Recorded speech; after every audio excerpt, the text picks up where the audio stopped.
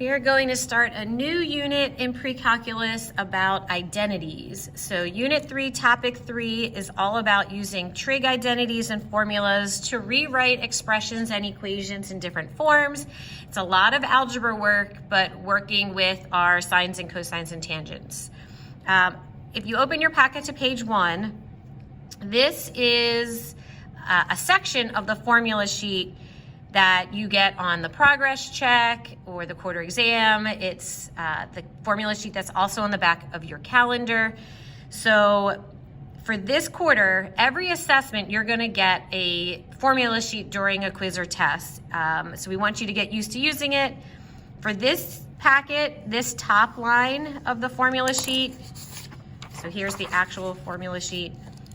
This top line here is the only helpful piece. The rest of this we'll get to as the unit, as the year progresses. So then if you turn to page 2, here's other identities and formulas that you're not given on that formula sheet that we have to know. But we can connect this to our prior knowledge so that it's not like starting from scratch. In our last unit, in quarter 2, we knew that sine and cosecant were reciprocals. If sine is y over r, cosecant is r over y. So the reciprocal identities, and these we have to memorize.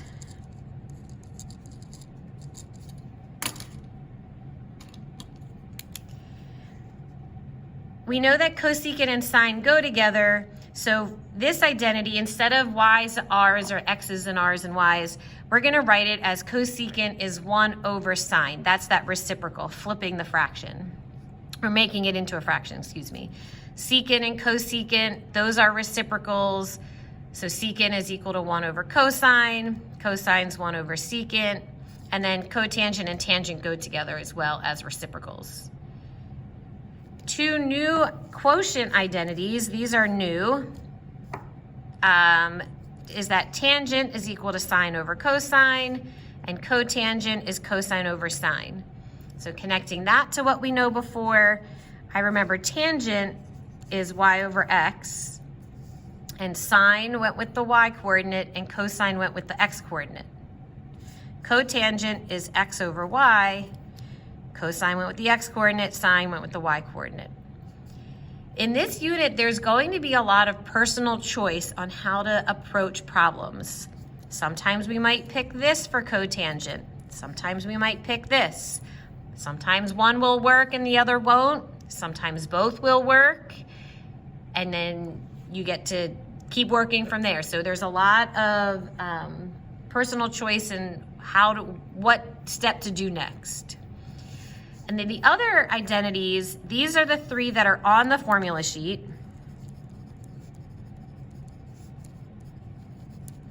They're called Pythagorean identities because they come from the Pythagorean theorem, a squared plus b squared equals c squared, or with our triangle, x squared plus y squared equals r squared. And if you're live and in class, we will develop how these identities were formed and where they come from.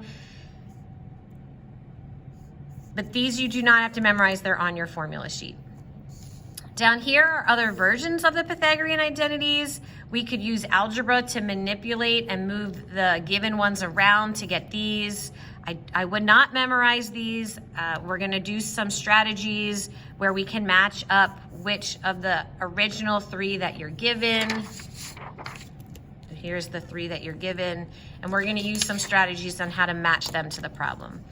So really on page 2, this top box is where we're gonna focus and use as our resource until you commit them to memory. Our directions are gonna say simplify. So as we go through these problems, we're gonna break out different strategies. And then as you do your practice homework or the next day in class, it's really the challenge of when do I use which strategy? How am I gonna know which strategy to use? So for today on the first day, we're just gonna go through what the different strategies are. So first strategy is rewrite everything using sines and cosines. So for A, we've got secant of x times cosine of x. So I'm gonna come to my formulas on page 2. Secant, I see secant here. I can rewrite secant as 1 over cosine. So I'm going to replace secant with 1 over cosine, bring down this cosine. I'm going to give this cosine a denominator. And now when you multiply fractions, we multiply numerators, multiply denominators. So to combine these, we get cosine of x over cosine of x. Anything divided by itself is 1. So that is the simplified form of secant times cosine. All right, let's try B. Cotangent times sine. So here's one where we have to make a choice. Cotangent can be 1 over tangent, or cotangent could be cosine over sine. So we have to pick what we want to replace with. Our strategy is to only do sines and cosines. So I'm not going to pick this one. I'm going to pick cosine over sine. So I'm going to rewrite cotangent.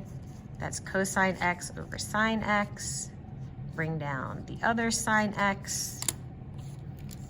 Hold the denominator spot.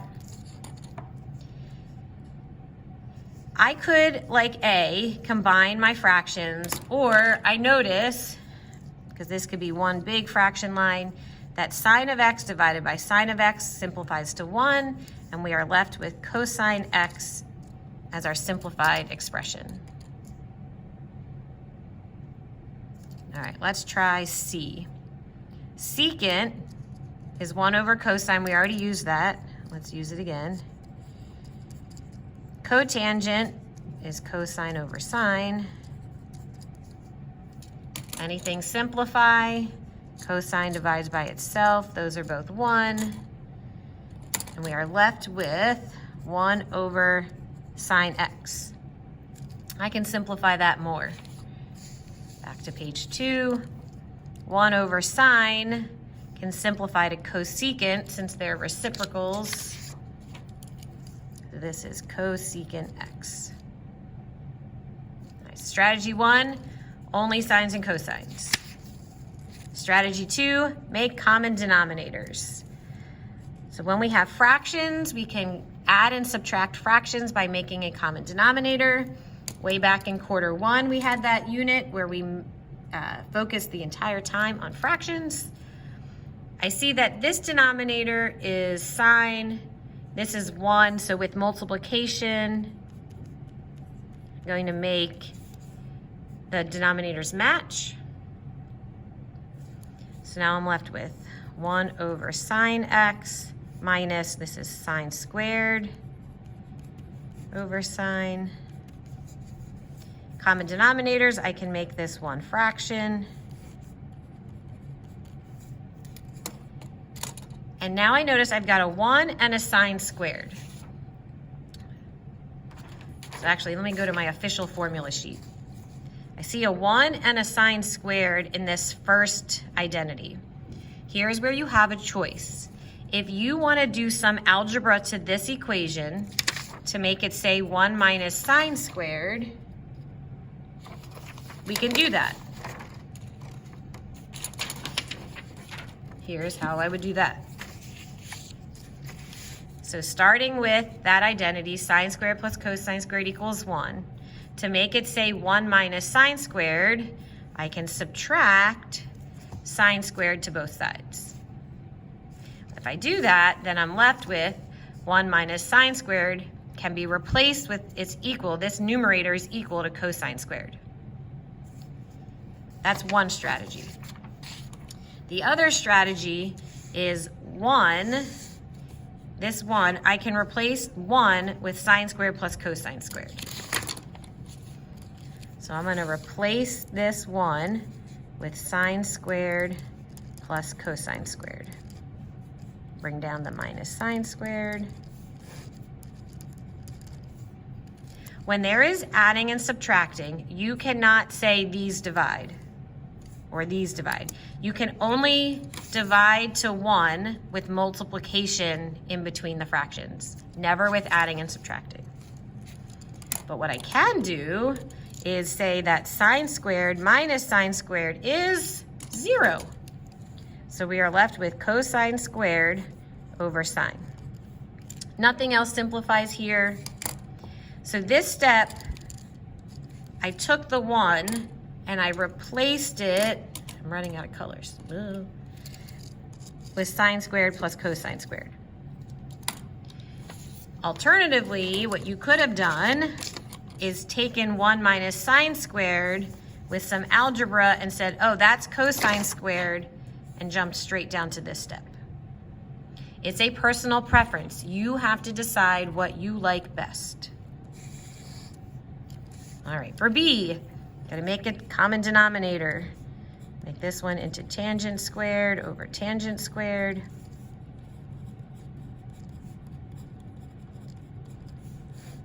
I'm gonna make one big fraction because I made a common denominator. And now we gotta match again from my formulas. I'm looking for any identity, and since these are squared, I'm gonna look here that involves secant and tangent squared. Here we go. I'm gonna replace secant squared with 1 plus tangent squared.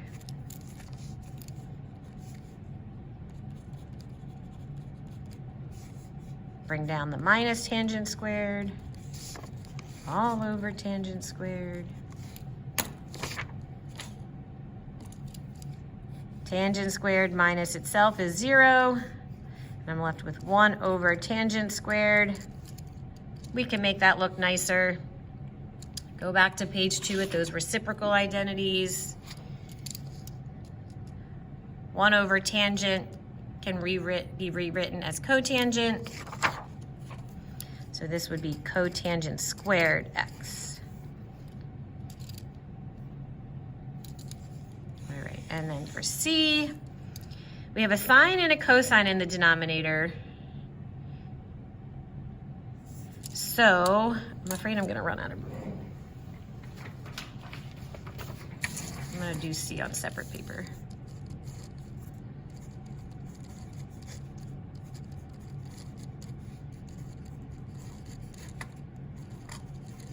Okay. So since we have a sine and a cosine, I need to multiply these together to get that common denominator. So this fraction, I'm gonna multiply sine in the numerator denominator. This one, my way. This one, we're gonna multiply by cosine. So now I've got cosine secant minus sine. I'm gonna make that sine squared all over cosine times sine. Well, that doesn't look very simplified to me. We must be able to do more. Let's see what else we can do. Cosine and secant,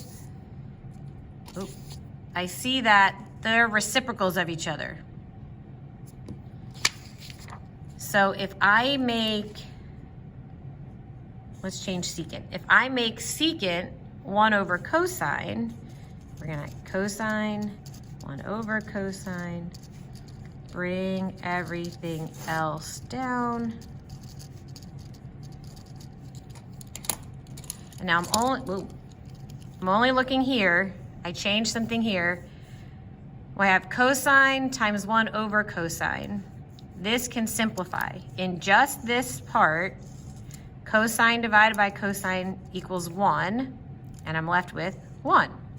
So now we've got 1 minus sine squared all over cosine sine.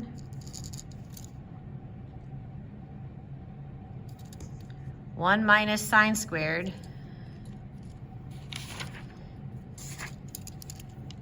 comes from this identity. So I notice if I subtract sine squared to the right, I'm left with cosine squared. So I'm gonna replace this numerator with cosine squared.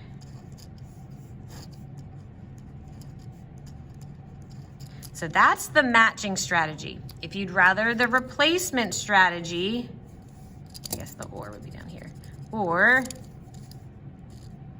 no, I'll do 2 steps. I can replace the 1 with sine squared plus cosine squared.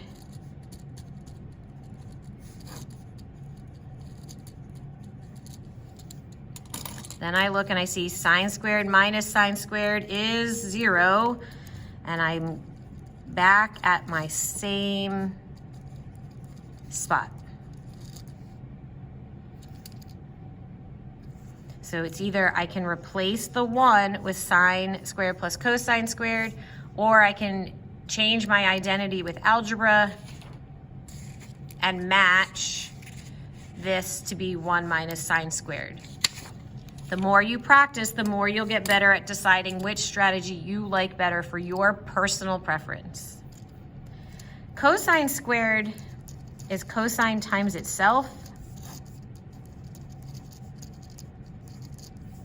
I notice that everything I have here is all multiplication. This is cosine times cosine. This is cosine times sine. No adding, no subtracting.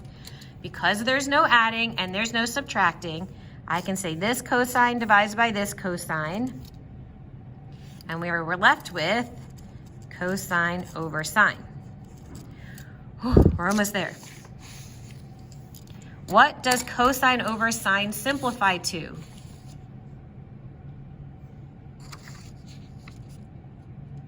Back on page 2, cosine over sine is cotangent. Final answer.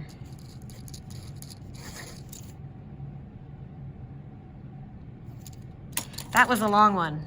I'm glad I decided to use extra paper because I definitely could not fit that on page 4. All right, last but not least, page 5. Then we'll talk about homework practice. Strategy 3, multiply. Part A here, I've got cotangent plus cosecant, cotangent minus cosecant. And I'm actually gonna do this on separate paper too. If you remember from Algebra 2, there was something special. There's a special name for identical binomials. They're the same cotangent, cosecant, but opposite signs. One's positive, one's negative. They're called conjugates. And when you multiply conjugates together, something special happens, which is why they get a special name, conjugates. You can multiply by distributing. You can multiply by box method, which I think is going to be my choice. So I've got cotangent, cosecant, cotangent, negative cosecant. So box method is really an aerial method. It's length times width. So cotangent times cotangent is cotangent squared. Cosecant times cotangent. Oh. I didn't give myself enough room. Cosecant, cotangent. And then we've got negative times positive, so that's negative cosecant, cotangent. And then cosecant times itself, but negative cosecant squared. So what happens with conjugates, these middle terms add to 0. Cosecant, cotangent plus negative cosecant, cotangent, that's 0. So we're left with cotangent squared minus cosecant squared. All right, take a look at your formula sheet. Is there any identity that involves cotangent and cosecant? I see it right here. So I'm going to replace cosecant with 1 plus cotangent squared.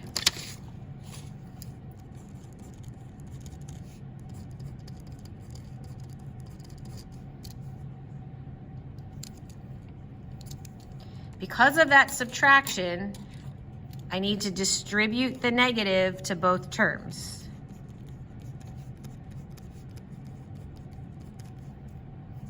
Back at this step I have in blue. If you would rather make this identity match with algebra, you can do that.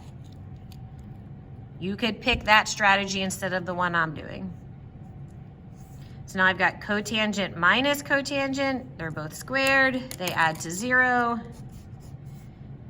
And I'm left with -1.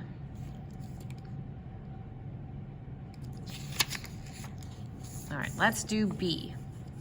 We're going to distribute cosine times cosine is cosine squared. All right, take a minute, think about your identities that we're getting used to. What else can I change? What else can I change? Here's a hint. So we're gonna make cosine, and then times secant, I'm gonna make that 1 over cosine. They're reciprocals. Give this a denominator. In just this term is multiplying.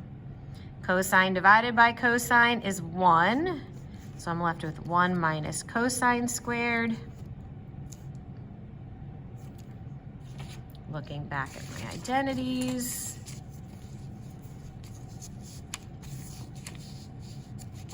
Sine squared plus cosine squared is 1.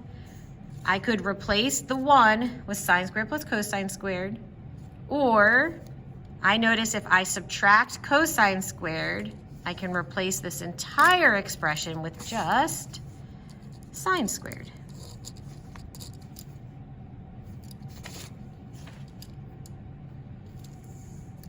Factoring. So we are going to factor to simplify. Eventually in this unit, we're going to start solving again, and we're going to use factoring to solve. So for factoring, factoring means rewrite as a multiplication problem.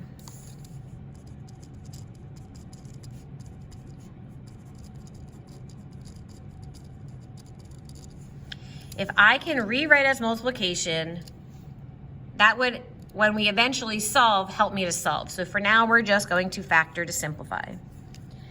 In A, I've got secant squared and tangent squared, secant squared. This kind of factoring is called greatest common factor factoring. Secant squared can be divided evenly from both terms. But you are not a magician. You cannot just make that secant squared go away. Remember, we're rewriting as multiplication. So if I make secant squared outside the parentheses, and I could distribute back to get my original problem. So what's left? If I divide out the secant squared divided by itself, that's 1. Here, secant squared divides to 1, but I'm left with tangent squared. So if I distribute this secant squared back, I get the original typed expression. Does anything else simplify?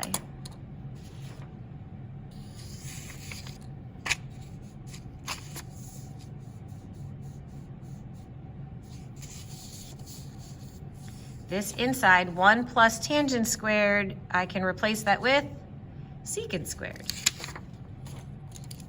So this can become secant squared times this secant squared. So a square times itself means there are 4 of them. So that's secant to the 4th b. All right, let's try the same strategy for factoring B, part B. I noticed both of the parts of this expression involve sine. So I'm gonna factor out a sine.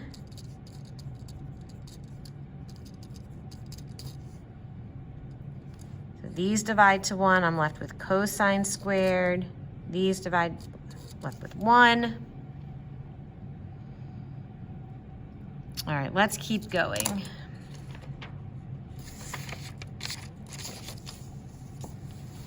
Here's this identity. If I subtract cosine squared, I'm gonna get a positive 1. So this one, I think I wanna do the replacement. I'm gonna replace this one with sine squared plus cosine squared.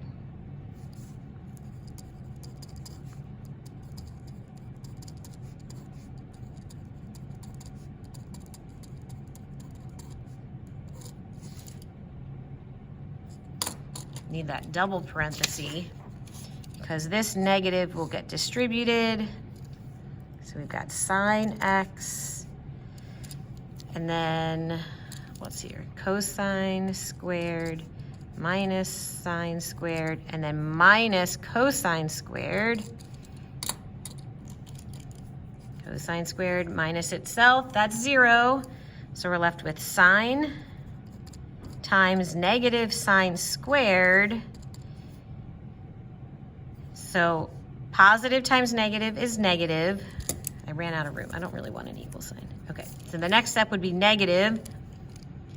And then this is sine to the first. Sine squared makes sine cubed as a final answer.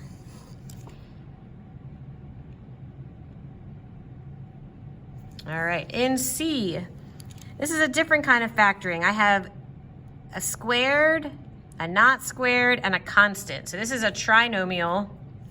The leading coefficient here, a, is 1. So this kind of factoring, we say, what multiplies to 3 that adds to negative 4. We're going to pick negative 1, negative 3. And then last year in Algebra 2, we would just go xx. But we're not dealing with x's now. The function we have, the variable, is sine. So we have sine theta minus 1, sine theta minus 3. Nothing else can happen here. Okay, last but not least, cosine times tangent squared plus cosine. What is the greatest common factor you can factor out?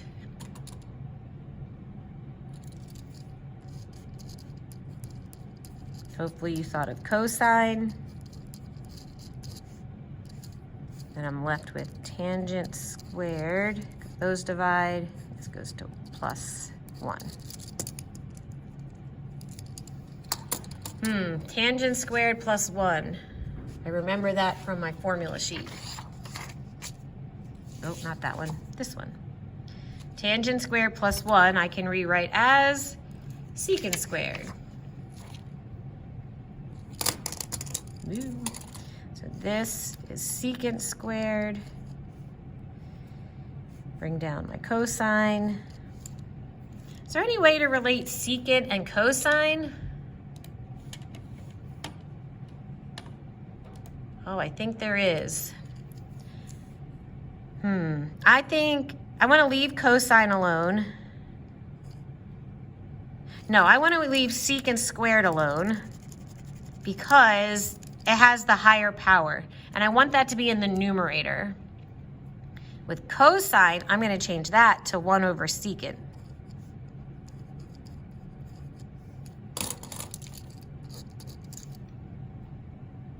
So from here, if I multiply these together, we've got secant squared over secant.